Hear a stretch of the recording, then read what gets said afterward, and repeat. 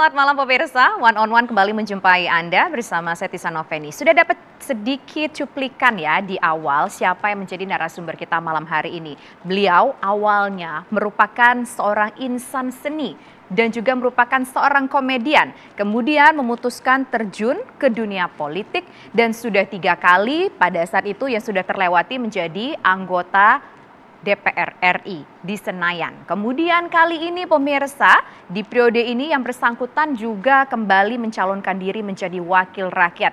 Dan kalau kita lihat nih dari hasil data Sirekap di KPU menunjukkan bahwa ia termasuk 5 besar caleg yang memiliki suara terbanyak. Langsung saja pemirsa kita sapa ada Mas Eko Patrio atau Eko Hendro Purnomo. Selamat malam Mas Eko. Apa kabar? Assalamualaikum. Waalaikumsalam warahmatullahi wabarakatuh. Sehat Mas Eko? Sehat. Wajahnya selalu berseri-seri nih ya karena perolehan suaranya sesuai dengan ekspektasi begitu ya, 5 besar udah pasti melenggang lagi nih ke Senayan begitu kalau suara nanti sudah masuk semua. Mas Eko, kita mau tanya 3 kali udah kepilih jadi anggota DPR RI, kemudian mencalonkan diri lagi yang keempat kali dan kayaknya nih bakal terpilih. Apa yang membuat Mas Eko mau maju lagi?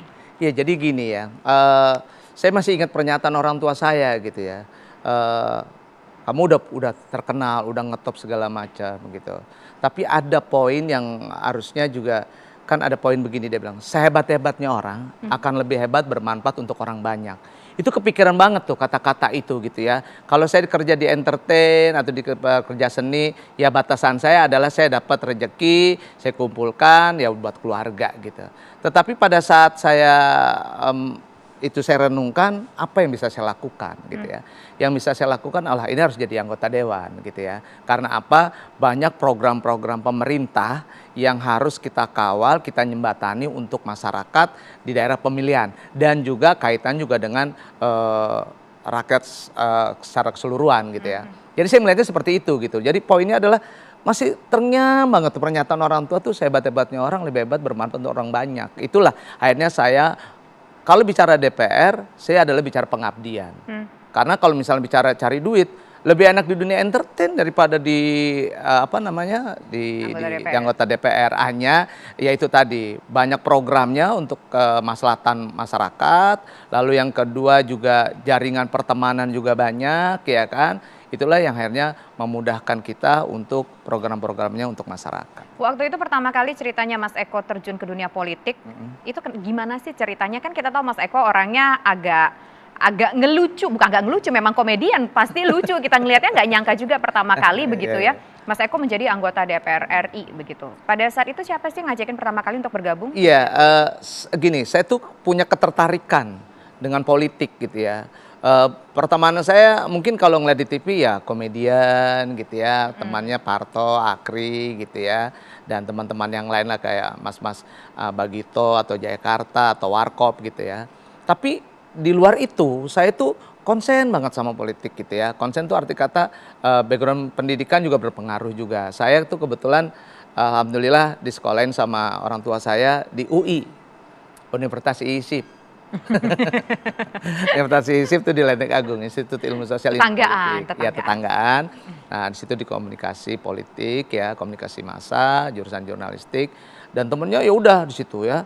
Wah, udah tiap hari debatable berkaitan dengan masalah politik. Lalu juga saya waktu itu kerja di dunia entertain, lebih banyak bergaul dengan teman-teman di keluarga cendana gitu. Itu yang membuat saya jadinya tiap hari tuh ya sebelum terjun ke dunia politik. Sebelum yang praktis ini ya gitu ya politik. Nah yang practically ngajak pada saat itu? Nah setelah itu tiba-tiba saya jadi nge-MC, terus Mas Tris Sutrisno Bahir sebagai Ketua Umum Partai Amanat Nasional dan juga sekjennya waktu itu Pak Zulkifli Hasan ngajak gitu. Tapi sebelum beliau ngajak, ini partai lain banyak yang ngajak. Ada partai merah, partai kuning, partai putih, pokoknya semua partai nawarin. Semua warna ngajakin lah gitu ya. Ya benar, karena waktu itu emang saya kan lagi ya booming-boomingnya lah nama Eko gitu ya. Ya kalau sekarang mah Raffi Ahmad lah gitu. Ya kayak gitu, akhirnya udah banyak nawarin segala macam. Nah saya melihat bahwa partai yang buat saya pribadi, partai yang punya sejarah untuk zamannya saya itu, saya melihatnya adalah PAN. Karena PAN itu partai reformasi. Bagaimana kalau nggak ada reformasi, mungkin juga tidak ada yang apa ya, semuanya pasti dan berbalik semuanya kan. Seorang pelawak bisa jadi anggota dewan itu karena berkat reformasi. Sempet di underestimate nggak Mas Oh awal-awal Mas iya, ketika masuk lo kan pelawak, kerjaannya ngelucu, terus jadi wakil rakyat gitu. udah Mbak, kalau kaitan dengan masalah itu udah pasti ada gitu ya. Cuma saya melihat gitu ya, kenapa sih harus dikotak-kotakin? Kenapa sih harus tiba-tiba dipilah-pilah gitu ya? Kan haknya sama, memilih dan dipilih dan menang. Nah kan gitu. Jadi saya melihatnya ya udah, dan saya juga mengajak teman-teman yang lainnya juga, Ya. ayo kamu bisa, kamu pasti bisa dan sebagainya. Kayak sekarang kebetulan alhamdulillah saya mengajak teman-teman yang lainnya juga, mereka tadinya ah Mas nggak mungkin lah, gue sih cuma apa sih, cuma penyanyi doang, mana mungkin sih bisa jadi anggota dewan gitu. Saya tumbuh kembangkan semangat itu ada. Ya termasuk teman-teman yang lainnya sekarang jadi gitu, saya senang sekali gitu. Artinya banyak ngobrol dengan saya dan sebagainya, ya saya mengajak. Apa yang mungkin membuat Mas pada saat itu kan Mas ini kan termasuk orang yang ngajakin lah teman-teman artis untuk menjadi wakil rakyat begitu, pionirnya lah begitu, memberikan mereka inspirasi dan juga mungkin wejangan. Apa yang Mas sampaikan kepada teman-teman artis, yuk kita jadi wakil rakyat? Ya, jadi saya kalau ngajak orang juga nggak semuanya artis saya ajakin semua gitu. Ada yang saya ajak cuma ngajak makan doang, nah ada yang saya ajak kerjaan ngejob di produksi saya ya, atau di PH saya. Tetapi ada juga yang saya lihat punya kemampuan, kapabilitasnya mumpuni Value-nya gitu ada. ya, ada nilainya, ada value-nya ada. Kenapa enggak gitu loh? Dan kan apa, buat saya sama-sama menguntungkan lah ya, mereka bisa mengaktualisasikan dirinya menjadi politisi, partai juga mempunyai amunisi, yaitu kehadiran teman-teman yang lainnya gitu. Jadi saya melihatnya seperti itu. Nah, terus apa yang diucapkan kan gitu kan pasti pertanyaannya, kok mau sih mereka gitu? Kenapa? Ya mereka pertama adalah melihat saya gitu. Melihat saya artinya gitu, nggak mungkin saya ngajak orang terusnya nyeburin atau jorokin ke jurang yang fatal, nggak mungkin. Kedua adalah saya juga melihat misal contoh ya kayak Uya Kuya itu kan sarjana politik juga gitu loh, kemampuan bicaranya ada gitu loh ya, terusnya kritis terhadap masalah, membantu orang dan sebagainya. Punya, saya bilang gitu. Saya ajak ngobrol, mau gini ya. Itu juga prosesnya nggak ujuk-ujuk. Nggak ujuk-ujuk mau Enggak, ya? itu prosesnya 5 tahun 6 tahun. Lagi di mana saya ajak ngobrol gitu. Terus tiba-tiba dia telepon saya. Termasuk Pasha Ungu juga demikian. Oke, mau legislatif atau mau eksekutif? Mas, gue eksekutif dulu, Mas boleh nggak? Akhirnya jadi wakil bupati itu ya Gunawan ya kalau nggak salah di ya? Palu kan waktu itu Oh kan. ya, Pasha. Pasha Ungu. Ya sama lah, terusnya Desi Ratnasari saya ajak ngobrol semuanya. Jadi artinya memang saya buka dulu anatomi di partai itu seperti apa, terusnya di DPR itu seperti apa. Setelah itu mereka baru mendapatkan pencerahan gitu ya. Oh, kelihatannya sesuai nih dengan apa yang gue inginkan, dia bilang gitu ya. Artinya ada passion di sana gitu. Passionnya adalah apa? Kalau kayak Uya tadi kan ada ingin membantu masyarakat kecil. Wah, ini bisa nggak Mas kalau aku di komisi sekian bisa. Yang penting jadi aja dulu. Nah jadinya itu juga kita ada sekolahnya Pan. Lalu dari kita ini face to face gini kita ngobrol segala macam, main ke rumah dan sebagainya. Kayak gitu sih. Latihan privat lah gitu ya dari Ya. Mas Eko ngajakin teman-teman artis. Ya artinya ya sharing aja ya, berbagi gitu ya buat saya gitu. Nah sebetulnya kan untuk menjadi anggota legislatif itu nggak cuma kemampuan intelijensia, kemampuan berbicara, nggak cuma kemampuan gimana bisa menghandle berbagai masalah, tapi juga kemampuan uang. Dapat sponsor nggak sih artis-artis itu kalau misalkan mengajukan diri menjadi wakil rakyat? Ya jadi gini. Dari partai ini misalnya? Iya dari partai gini. Kita juga support, artinya support tuh misalnya bukan untuk dia ya, untuk nih buat kamu nih, enggak. Kita support misalnya berkaitan dengan misalnya pembuatan spanduk, baliho, umbul-umbul, bendera, kaos dan sebagainya, berkaitan dengan sebenarnya. Termasuk juga pertemuan dengan masyarakat, kita akan support, kita akan bantu gitu loh. Jadi ya win-win solution aja sih kalau saya ngelihatnya gitu loh. Jadi kalau ditanya dapat duit terusnya dikasih semuanya, enggak kayak gitu. Karena kebetulan yang saya ajak ngobrol semua juga tidak butuh duit itu. Dia adalah bagaimana Jadi cara. bentar, artis yang diajak artis yang nggak butuh duit, yang udah terkenal, atau artis yang masih ya kayaknya in the middle tapi kayaknya ada kemampuan, ya udah kita modalin. Nah, di PAN itu adalah benar yang tadi saya bilang, ada yang kita ajak adalah untuk makan aja, ada yang kita ajak untuk berpolitik. Nah, yang yang diajak berpolitik ini juga orientasinya tidak money gitu, tidak duit gitu. Orientasinya adalah bagaimana caranya gue jadi, gimana caranya saya bisa gitu loh. Dan bagaimana caranya saya bisa masuk ke parlemen gitu loh. Nah itu, nah baru kita kasih kisi-kisinya dan sebagainya. Jadi artinya tidak bargainingnya adalah semata-mata duit kalau di PAN ya, kalau di PAN. Makanya alhamdulillah banyak banget teman-teman artis yang karena kondisinya dia merasa juga, tidak semua artis mau dikasih duit gitu terus tiba-tiba oke gitu. Mereka juga punya harga diri lah. Orang mereka duitnya partai sama duitnya dia, banyakkan duitnya dia gitu loh. Kayak Farel gitu yang anak bermuda itu, Farel nih, itu jiwa kritisnya tuh tinggi banget. Mungkin karena orang tuanya juga berangkat dari politik ya. Jadi marwahnya tuh adalah marwah bisa jadi. Terus kalau jadi gue harus ngapain, terusnya kalau jadi itu harus bagaimana, itu yang terjadi. Saya setiap saat melihat teman-teman seperti itu. Biasanya kalau punya seperti kayak gitu ya, keinginan seperti kayak gitu, itu jadi semua. Kalau tiba-tiba datang, dikasih berapa ya kok ya kalau misalnya nih gitu. Itu langsung cut tuh. Bukan cut, dikasih berapa ya. Kok bisa sih lu ngomong gitu ya? Enggak, di partai lain masalah gue ditawarin segini. Kalau udah ada transaksi seperti itu, kitanya bilang ya udahlah, nggak usah mendingan. Karena bukan itu suasana kebatinan kita bangun untuk mereka tuh bukan itu gitu loh. Yang kita bangun adalah dia punya semangat untuk membantu orang, menyembatani orang, ya mendengar aspirasi masyarakat itu. Kalau semata-mata terus duit, kasihan. Makanya juga banyak kan teman-teman yang saya juga kadang-kala miris juga gitu loh. Kalau cuma sekedar, karena gini, kalau dia nggak punya jiwa seperti itu tiba-tiba datang ke partai, kadang-kala kan partai tidak semua sama. Ada yang cuma sekedar tiba-tiba kayak semacam di apa ya namanya, dijorokin gitu, udah masuk PAN atau masuk partai lain. Nih kasih duit, tiba-tiba pembiaran, ada pembiaran tuh, curhat lah. Mas Eko kalau di PAN begitu nggak? Enggak lah, beda gini. Suruh berjuang sendiri. Harus suruh berjuang sendiri. Udah gitu hasil yang didapat suaranya tiba-tiba hilang, diambil oleh internal sendiri. Ada seperti kayak gitu loh. Jadi saya melihatnya, nah di PAN nggak seperti gitu. Tapi ngomong-ngomong, Mas Eko sudah 4 kali ini maju ya.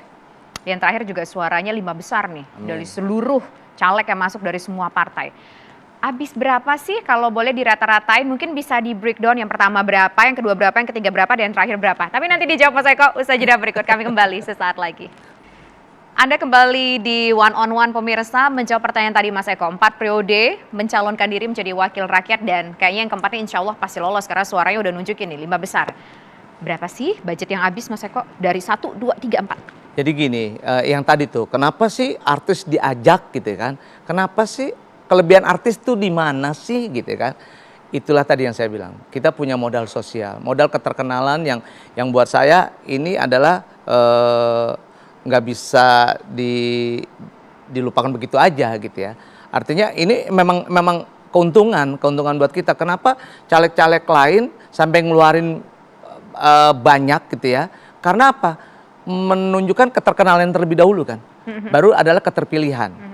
Nah kita udah punya keterkenalan. Nah keterkenalan itulah yang mahal buat saya. Daripada dibandingkan keterpilihan.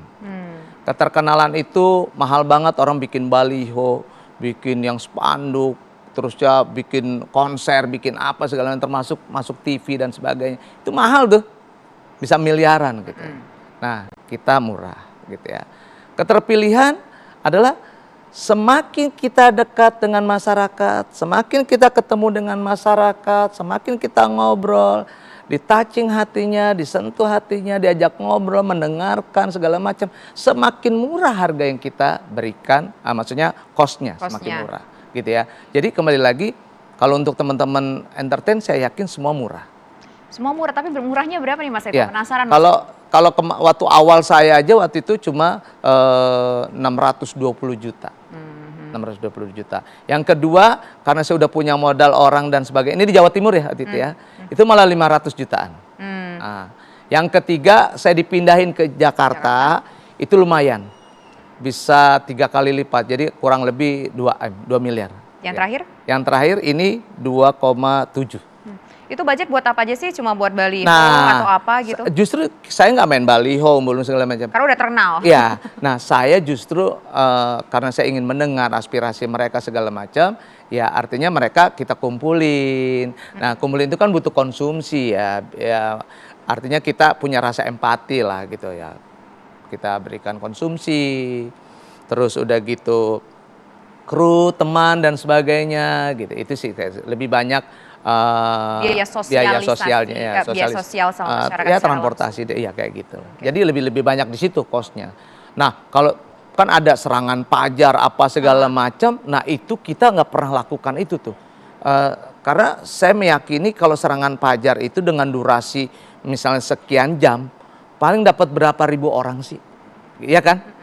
Paling 3.000. Kebutuhannya anggota dewan untuk DPR RI itu minimal 130 sampai 175.000.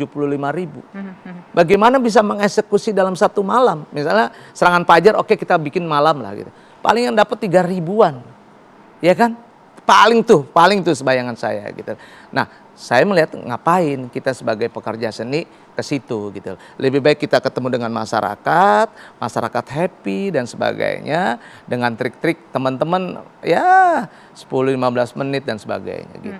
Mas Eko, kalau kita lihat kan ada juga yang cukup kontroversial itu soal Mas Komeng, sesama komedian juga, yang bersangkutan ternyata menang. Iya. Nah, ini kita lihat dulu nih pemirsa cuplikan video berikut ini sebelum kita bahas sama Mas Eko.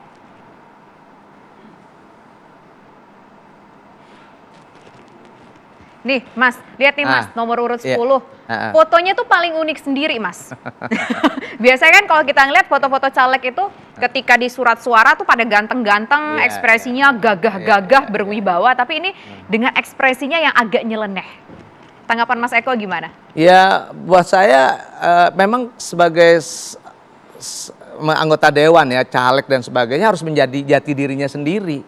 Jangan tiba-tiba berangkat dari teman entertain gitu, tiba-tiba gayanya udah kayak Fahri Hamzah, orang jadi ini siapa? Gayanya tiba-tiba kayak Fadly John gitu loh, malah orang kaget gitu ya.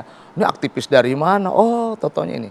Jadi dirinya sendiri. Kayak Komeng ya udah benar, personal brandingnya adalah komedian, ya dia seperti itu. Nah, terus tiba-tiba kan juga kan kita punya yang namanya juri dari pencalekan seperti ini, misalnya Bawaslu, KPU dan sebagainya. Kalau menurut mereka sah ya. Dan ini dianggap sah-sah. Dianggap sah kan? Ya berarti oke-oke aja. Nah ini diuntungkan. Kalau DPD diuntungkan karena bisa menampilkan foto. Kalau DPR RI, DPRD tingkat 1, tingkat 2 tidak menggunakan foto, hanya nama-nama aja. Nah itulah yang kosnya agak mahal, sosialisasi seperti itu. Mengenalkan, apalagi nama saya itu beda. Dan sebenarnya bisa dirubah. Banyak teman-teman yang merubah. Memang saya bilang, saya kembali lagi warisan hakiki yang paling tinggi dari orang tua itu adalah nama. Jadi saya nggak mau rubah aja nama saya gitu. Ya udah, Eko Hendro Purnomo ya ini warisan dari orang tua saya akan memuliakan nama ini gitu. Jadi saya nggak mau merubah. Mas Eko kan tadi sudah bercerita ya bahwa untuk menjadi seorang ekopatrio sekarang, seorang wakil rakyat kembali itu melakukan sosialisasi langsung ke masyarakat. Modalnya cuma makan bareng, diskusi bareng. Tapi tips-tips lain ataupun trik-trik lain yang Mas Eko lakukan apa supaya kembali terpilih? 4 kali loh kepilih. Ya, jadi gini, kita juga misalnya Jakarta Timur, wilayah jajahan kita gitu ya, wilayah daerah pemilihan dapil ya, itu kan kurang lebih ada 3 juta pemilih. Nggak mungkin kita semuanya bertemu dengan mereka atau misalnya mengkampanyekan kita dengan 3 juta orang, itu nggak ada waktu gitu lah. Nah kita menggunakan sistem zonasi. Jadi ini teman-teman boleh juga nih kalau next time itu ya. Atau saya kalau punya waktu nanti akan bikin buku berkaitan dengan masalah ini. Gitu nah ya. boleh dong spill dulu sistem zonasinya, maksudnya gimana nih? Jadi gini, sistem zonasinya adalah jangan semuanya, misalnya ada 10 kecamatan diambil semua, ngapain? Cukup 2 aja, tapi konsisten dan konstan gitu lah. Konsisten, jadi ya udah ketemu dengan mereka, terus mendengarkan aspirasi mereka yang tadinya kita tidak kenal menjadi kenal, akhirnya menjadi saudara, itu lebih penting banget. Daripada kita ambil 10 kecamatan dan tidak menjadi kenal dengan mereka. Lebih baik kita ambil 2-3 kecamatan, tetapi melekat ya? Dan juga apa ya, daya sentuhnya juga beda dan sebagainya. Ya saya ngelihatnya seperti itu. Lebih terikat, banyak persaudaraannya daripada 10 kecamatan. Misal contoh gitu ya. Jadi sistem zonasi ini yang harus benar-benar. Kedua adalah memetakan permasalahan gitu loh. Apa sih permasalahan yang mendasar di sini gitu. Itu kita dengarkan, kita nyembatani. Misalnya, wah di sini kebutuhannya adalah pengen kita menjadi UMKM yang lebih gitu ya. Gimana caranya, butuh pendampingan segala macam. Nah kita bikin sosialisasi seperti itu. Mereka seneng gitu loh. Kan gampang kita sebenarnya di Dewan ya. Tinggal mengundang orang-orang hebat di UMKM. Nah terusnya kita juga punya Himbara gitu ya, Himpunan Bank Negara. Kita undang. Berikan mereka pendidikan ya, knowledge yang baik dan bagus, agar apa? Agar mereka juga punya ilmu yang tidak dipunya orang lain gitu loh. Jadi mereka bisa menjadi UMKM bagus, pendampingan, dan juga terusnya selain pendampingan juga permodalan. Mereka suka, oh ya inilah yang dibutuhkan saya anggota dewan seperti ini, kayak gitulah contoh. Tapi saya tiba-tiba penasaran nih sama Mas Eko. Mas Eko Saya juga ini penasaran sama kamu kan? Nah, penasaran sama cerita Mas Eko, yang dulunya seorang komedian, kemudian menjadi wakil rakyat. Ya. Ada tidak ketika turun ke masyarakat, turun ke lapangan, ke dapil selama 8 bulan kemarin, itu image sebagai seorang komediannya masih lebih melekat dibandingkan seorang wakil rakyatnya? Jadi gini, yang saya bilang tadi, jadi jati dirinya sendiri itu lebih baik. Terus kedua, nggak mungkin Eko Patrio tiba-tiba ketemu masyarakat langsung bapak-bapak yang saya hormati, terima kasih. Nggak mungkin. Ya jadi Eko Patrio.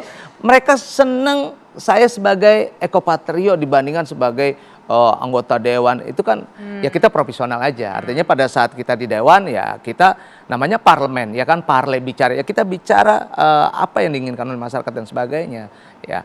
Kalau di masyarakat ya udahlah kita ngeblend aja, nyatu aja gitu ya, bercanda.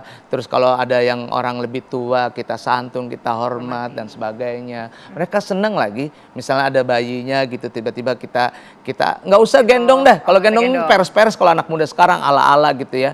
Udah kita usap palanya, terus ya udah kita ada makanan kecil kita kasih. Itu ya, bukan hanya ibunya yang seneng, bapaknya seneng, kakeknya seneng, neneknya seneng, saudaranya seneng, sampai orang yang lain. Ya Allah, ini Eko nih benar-benar dari hati gitu loh. Seneng sama, termasuk sama orang tua. Udah saya anggap orang tua sendiri. Betulan saya tuh orangnya yang nggak bisa ketemu ibu-ibu gitu segala. Pasti saya tuh sedih, bener. Ya gitu. Jadi saya ya udah ketemu mereka secum-cum tangannya, serat-eratnya saya gitu ketemu mereka gitu loh. Karena saya ya memuliakan ibu gitu, orang tua gitu. Jadi saya ngelihatnya tuh kalau udah ibu-ibu udah, saya pasti nggak pernah tuh yang namanya saya datang pakai sepatu terus tiba-tiba ketemu ibu masih pakai sepatu, ibunya masih duduk gitu. Saya nggak mungkin. Saya juga duduk juga, buka sepatu dan sebagainya. Kayak gitu. Hal-hal yang kecil yang masyarakat senang gitu kelihatannya ya. Jadi nggak perlu, masyarakat juga nggak butuh yang namanya ngomong ngedabul gitu, bahasa berat tatar gitu bahasa yang ya kayak teman saya pikinisasi gitu kan juga pusing gitu loh. Jadi ya udah ya deket aja, ngeblend aja, nyampur aja, nge-mix aja gitu segala macam. Buat saya mereka seneng. Mas Eko, tapi gini ya, banyak juga nih teman-teman yang artis, yang pesohor, terkenal, banyak follower, gagal juga melenggang ke Senayan. Ada yang bahkan sampai udah jual 2 mobilnya Mas Eko merintis karir dari bawah. Kalau menurut Mas Eko, gimana sih kondisi seperti itu? Apa sih yang mungkin perlu dibenahi? Apakah memang ada beberapa partai yang udah kayak Mas Eko bilang tadi, banyak partai yang udah tinggal cemplungin, ya udah ke depannya ya udah terserah mau jadi apa kayak apa. Tapi nanti dijawab Mas Eko ya. Usai jeda berikut. Kami kembali sesaat lagi. Mas Eko, sebelum menjawab pertanyaan tadi, kita akan lihat dulu nih sedikit video singkat kaitannya sama artis dan juga caleg-calekan pemirsa berikut ini. Ini pemirsa, ada beberapa artis yang ikut mencalonkan diri menjadi caleg. Tadi kita lihat ada Harvey Maliholo, Desi Ratnasari, kemudian sudah ada Melly Guslo, kemudian juga ada Pasha Ungu ya, dulu yang kita kenal dengan vokalis sebuah band. Kemudian juga ada yang menjadi sebuah kontroversi tadi, yaitu ada Mas Komeng dengan fotonya yang cukup nyeleneh tapi justru suaranya luar biasa. Kemudian juga ada Desi Ratnasari. Nah ini fenomena-fenomena artis jadi caleg, dan juga ada Ahmad Dhani ya, fenomena artis jadi caleg. Ini sekarang semakin booming Mas Eko. Kalau nggak salah ada sekitar 50 artis ya, pekerja seni yang kemudian mencoba untuk menjadi wakil rakyat. Ada yang mungkin sukses seperti Mas Eko sudah berpengalaman, ada juga yang saat ini masih menunggu hasil perhitungan suara. Ada juga yang suaranya cukup miris, misalkan cuma dapat 10 suara tapi udah jual ini, udah jual itu. Komentar Mas Eko gimana? Ya, ngelurusin dulu.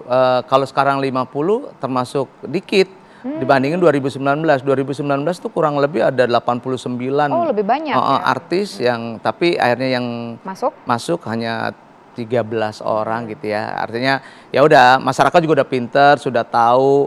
Jadi yang tadi saya bilang bahwa teman-teman di pekerja seni, aktivis, pengacara dan sebagainya, kalau memang dia punya empati terhadap masyarakat, pasti masyarakat juga akan memilihnya. Itu satu.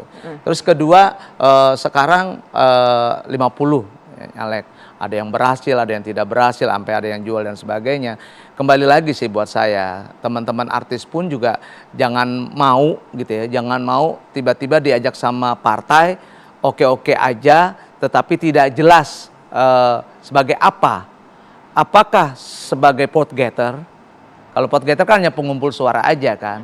Kalau pengumpul suara ya udah, berarti ada bargaining dong. Bargainingnya apa? Modalin dong saya gitu kan. Tapi kalau dia mau jadi sebagai caleg yang memang pengen ke dunia parlemen, ya berarti harus berjibaku gitu. Jadi harus tahu gitu loh. Jadi mereka jangan sampai udah daftar ya kan, daftar pemilih tetap gitu ya, DPT gitu. Kalau daftar pemilih sementara dia bisa cabut. Kalau udah DPT kan artinya nggak bisa gitu. Walaupun dia nggak mau, namanya tetap ada sebagainya gitu. Nah dari situlah saya lihat, saya juga mengajak teman-teman partai gitu loh. Kalau misalnya sekiranya memang ini tidak punya kemampuan finansial, ya harusnya disupport. Kalau tidak disupport, ya jangan dibiarkan begitu aja gitu loh. Akhirnya teman-teman kan merasa, wah melakukan yang di luar kemampuan dia, akhirnya jual-jual mobil lah, sampai ya gitu, itu saya sangat disayangkan gitu. Tapi tadi kan juga cukup menarik Mas Eko bilang ini artis mau dijadiin apa? Apakah memang dia mau dijadiin wakil rakyat di parlemen atau dia cuma sebagai pengumpul suara saja, sebagai vote getter saja? Kalau Mas Eko lihat sebenarnya artis ini besar banget ya memberikan perolehan suara ke partai. Iya, adalah kontribusinya, ada, pasti ada. Signifikan nggak sih Mas Eko? Kalau bicara signifikan atau tidak, buktinya pionir pertama kali Partai Amanat Nasional yang ngajak teman-teman artis ya untuk berjibaku di parlemen. Sekarang semua partai pasti ada artisnya. Mau partai mana coba kasih unjuk saya? Ada. Artinya kalau bicara ada nggak sih kontribusinya teman-teman entertain di partai politik? Ya pasti ada dong. Ya kan? Pasti ada. Walaupun misal berapa persen dan sebagainya. Kasih unjuk saya deh, coba partai mana yang nggak punya artisnya, pasti ada 1-2.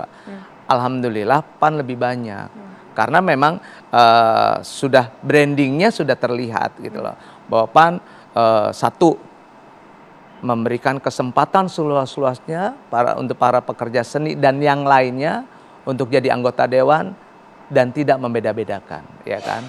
Yang kedua adalah diberikan kesempatan untuk menjadi anggota dewan bukan sebagai pengumpul suara saja, tapi menjadi anggota dewan yang sesungguhnya. Jadi fair buat saya gitu. Yang ketiga, kita juga nggak mau kalau dia misalnya tidak punya kemampuan ya, kemampuan macam-macam lah, elektabilitas, kapabilitas segalanya, ya kita nggak paksakan juga untuk dia terjun dan sebagainya. Akhirnya yang terjadi adalah apa? Teman-teman sendiri akhirnya merasa dirugikan gitu loh. Yang tidak ada menjadi ada-ada. Tadi Mas Eko bicara soal kemampuan juga. Ketika masuk ke parlemen, ini kan ada asumsi opini orang di luar ya, bukan kata saya Mas Eko. Cuma memang kadang-kadang tuh ada orang yang bilang gini, kalau dia cakep, dia terkenal, pasti diraguin nih kemampuan intelektualitasnya. Itu mengalami itu nggak sih Mas Eko? Mungkin cerita dari Mas Eko mungkin nggak lah, karena sudah berapa kali. Tapi mungkin dari teman-teman yang lain ketika masuk ke dalam parlemen, gimana Mas Eko? Cakep maksudnya gitu, nggak ada isi kepalanya. Ada nggak ngerasa kayak gitu, khususnya artis? Jadi gini. Cerita kayak gitu pernah nggak didapetin dari sesama? Kalau cerita ya mungkin ada-ada aja ya. Tetapi selama saya 3 periode dan ketemu dengan teman-teman yang cantik-cantik itu antara wajah dengan isi kepalanya sama-sama hebat. Gitu loh. Contoh lah Desi Ratnasari, ya kan? Itu udah nggak bisa. S3 Gimana? Kalau dia nggak ada isi kepalanya, S1 juga udah pusing pala dia gitu ya kan. Ya terusnya kemari-mari ada Rahel Mariam, ada Rieke Diah Pitaloka, ya kan kelihatan gitu semuanya. Vokal. Dan ya akhirnya sekarang ada Mulan Jamila, ada Krisdayanti, ya kan. Dan saya juga mengapresiasi juga teman-teman yang tadinya tidak jadi, yang periode pertama nyalonin sekarang jadi, misalnya kayak Ahmad Dhani, kayak Nafa Urbach gitu ya. Artinya apa sih? Kok dia dari yang udah nggak, kan orang kalau udah nggak kepilih hopeless dong. Ya. Kok dia masih mau lagi? Berarti artinya dia punya semangat tinggi. Ya tadi apa? Untuk mendengarkan masyarakat, untuk berbagi dengan masyarakat, dan akhirnya terpilih. Kelihatan kesungguh-sungguhannya teman-teman pekerja seni dengan ketidaksungguhan kelihatan. Jadi ini membantah ada stigma di luar sana bahwa artis hanya menjadi sebagai pajangan dan pengumpul suara ya Mas. Ini terbantahkan dengan statement Mas Eko. Begitu? Benar. Jadi buat saya pekerja seni, satu, jangan dipilah-pilah. Dia punya hak yang sama gitu ya. Kedua, bisa diadu juga kemampuannya. Primus loh, lihat tuh. Wow, itu kalau lihat di sidang nggak beda jauh. Pak Fahri Hamzah ya samalah 11-12 lah gitu ya, gitu loh. Terus ya kemarin juga Mas Anang ya kan juga sempat sana juga memperjuangkan undang-undang musik dan sebagainya, ada gitu loh. Oh, si Desi Ratnasari bikin undang-undang lah tentang psikolog dan sebagainya. Backgroundnya memang sih. Benar, itu dia sendiri ide dan dasarnya, ide sudut pandang dari dia, data dan sebagainya. Gitu. Tapi kalau boleh cerita nih Mas Eko, bolehlah spill dikit di dalam gitu ketika nyampe di parlemen, mungkin ini sesuatu yang baru ya untuk Mas Eko juga ketika waktu pertama kali sekitar 15 tahun yang lalu. Kemudian juga teman-teman artis yang lain. Siapa sih yang memberikan dorongan itu? Apakah ketika sudah masuk ke partai ya sudah belajarlah learning by doing, atau mungkin memang ada pendidikan-pendidikan lagi yang diberikan oleh partai secara khusus? Ya, kalau di partai kami di PAN itu ada namanya LKAD. Lembaga khusus ya itu pemula ya. Ada LKAD, LKAM dan sebagainya, latihan kerja untuk menjadi anggota dewan dan sebagainya, rasa cinta terhadap partai dan sebagainya, visi misi partai dan sebagainya ada di sana gitu. Jadi rasa memiliki terhadap partai begitu tinggi, dan sekolah, kita punya sekolah amanat namanya. Jadi kita punya sekolah amanat yang mengajarkan kalau di sana pertama mungkin dibukanya adalah tadi kalau komisi 1 begini, komisi 2, komisi 3. Lalu diajarkan public speaking. Lalu ketiga diajarkan bagaimana bertemu dengan masyarakat dan sebagainya dan sebagainya. Artinya kita nggak cemplungin gitu loh. Makanya itulah yang orang tertarik dengan PAN seperti itu. Makanya juga ada katakanlah meme gitu ya. PAN, Partai Artis Nasional. Risih nggak sih Mas Eko? Terserah gitu ya. Ada lagi PAN, Partai Anak Nongkrong. Oke. Gimana deh? Kalau menurut Mas Eko gimana deh menanggapi soal itu? Ya nggak apa-apa juga partai anak. Apa tadi partai Artis Nasional. Partai Artis Nasional emang sesungguhnya emang ada artis di sana juga. Banyak artis ya di sana. Bukan banyak artis. Ada artis gitu ya. Karena juga di PAN itu kan macam-macam gitu ya. Ada aktivis, ada pengusaha, ada dosen gitu ya. Banyak lah variatif gitu lah. Hanya yang keluar adalah Partai Anak Nongkrong. Ya PAN nongkrong banget gitu loh ya. Acara apa aja anak muda kemarin bikin acara Korea ya kan. Bener, artis Korea kita datengin loh. Bener ya, ditonton sebanyak 330.000 penonton. Belum di viewernya dan itu. Artinya ya kita memberikan kesempatan untuk itu. Belum lagu kemarin yang Pan-Pan viral sekali ya kan. Nah itu juga kita ajak mereka untuk bergaul, nongkrong dan sebagainya. Partai Anak Nahdiyin nggak apa-apa juga gitu ya. Emang ada teman-teman di sana kumpul selain Muhammadiyah, NU dan sebagainya, Persis, LDII dan sebagainya ada gitu loh. Jadi udah mau disingkat apa juga nggak apa-apa lah. Gitu. Tapi sekali lagi juga menekankan bahwa ketika masuk ke parlemen, suara-suara yang dulunya punya background artis, pekerja seni, itu juga bisa mempengaruhi keputusan-keputusan yang diambil secara kolektif. Seperti itu Mas Eko. Iya, jadi kita tuh kalau di PAN ya, kita ngomong di PAN ya, kalau di PAN tuh semua diakomodir gitu loh. Dan kedua juga diberikan kesempatan yang sama dengan teman-teman yang memang backgroundnya politik. Contoh, Desi Ratnasari itu adalah dia ada di badan legislasi, malah ketuanya dia ketua Badan Legislasi. Terus dia jadi ketua DPW PAN Jawa Barat. Satu-satunya loh ketua DPW seluruh Indonesia tuh memang Desi Ratnasari. Gitu. Itu Desi, ya kan? Siapa lagi? Misalnya Pasya, walaupun belum jadi anggota dewan, menjadi ketua BM PAN se-Indonesia. Barisan Muda Partai Amanat Nasional. Saya pribadi jadi ketua DPW PAN DKI Jakarta. Gitu. Jadi memang selama dia mampu, selama dia bisa dikasih kedudukan dan sebagainya, jabatan yang memang harus amanah gitu. Tapi kalau yang kita tangkap dari Mas Eko tadi, memang ketika dari partai Mas Eko sendiri ngelihat memang ada sosoknya, ini punya potensi terkenal, tapi dilihat juga diajak berbicara, diajak berdiskusi, apakah memang ada minat untuk menjadi wakil rakyat dan ada kemampuan itu atau tidak, begitu ya Mas Eko. Jadi nggak cuma ujuk-ujuk untuk dapetin suara aja karena modal terkenal. Iya, jadi mereka tuh datang tuh nggak sekedar udah ya kamu udah jadi, udah duduk aja di sini ya kita dengan teman-teman yang lain. Enggak, mereka menjadi bagian masukan, kritik dan sebagainya, saran, gagasan dan sebagainya ya jadi satu. Udah nggak ada terlihat bahwa ini senioritas nah ini saya demennya lagi, senior yang depan itu merangkul kita semuanya. Makanya ya punya kesempatan 5 tahun lagi teman-teman kalau mau gabung boleh. Ngomong ke artis ya, ada artis nggak yang nonton kira-kira gitu ya? Mungkin ada, nanti langsung nih kontak Mas Eko. Mas Eko, ada beberapa isu juga yang akhir ini bergulir mengenai isu yang sangat santer, misalkan saja soal wacana hak angket. Bagaimana Mas Eko kemudian melihat itu? Saya tahu Mas Eko sudah mau jawab, tapi lagi-lagi saya mau ngeprank Mas Eko. Kita akan jawab usai jeda berikut pemirsa, sesaat lagi. Ini ada sebuah informasi yang cukup menjadi pemberitaan akhir-akhir ini soal hak angket yang bergulir, wacana hak angket lah kita menyebutnya, yang akan bergulir begitu. Sebagai orang yang masih duduk di DPR, kita pengen dengar suaranya nih Mas Eko. Tanggapan Mas Eko soal hak angket ini gimana? Iya, jadi gini, hak angket itu apa sih ya? Penyelidikan terhadap permasalahan undang-undang ya kan, permasalahan ada di undang-undang. Nah problemnya apa yang dipermasalahkan? Kan ini lagi berproses. Ya kan, lagi berproses, sedang penghitungan. Ini teman-teman kita nih di DPRD termasuk Pilpres kemarin masih sedang berhitung. Nah ini kan produk undang-undang nih. Lah orang produknya aja sedang bertempur, sedang berjuang dan sebagainya, ini udah disengketakan. Jadi saya sebagai sekretaris praksi PAN, ya tentunya ide ini sih tentunya kita tolak gitu ya. Terlalu mengada-ngada karena channelnya masih banyak kalau punya problem masalah berkaitan dengan pemilu gitu ya kan. Kalau misalnya berkaitan dengan masalah hasil ya ke MK ya kan. Administrasi ke Bawaslu, ada Posko Gakumdu gitu segala macam. Jadi ngapain sampai dibawa ke angket? Kalaupun misalnya pun ada mitranya nggak baik dan sebagainya, ya udah kita undang teman-teman KPU, Bawaslu dan sebagainya, DKPP dan sebagainya ke Komisi 2. Itu juga teman-teman DPR juga.